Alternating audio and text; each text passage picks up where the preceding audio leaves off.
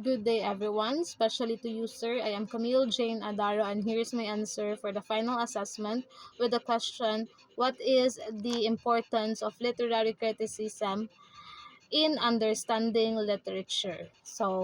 Literary criticism helps readers or students uncover deeper meanings and themes and text. So it provides context by situating work within the historical and cultural background. So criticism also evaluates the quality and significance of literature and guiding readers to more valuable works. So by introducing diverse perspective, it broadens the reader's knowledge and also understanding and challenge their assumptions. So ultimately, criticism enhances the appreciation and also foster critical thinking skills, making the reading experience more enriching. And that's all. Thank you.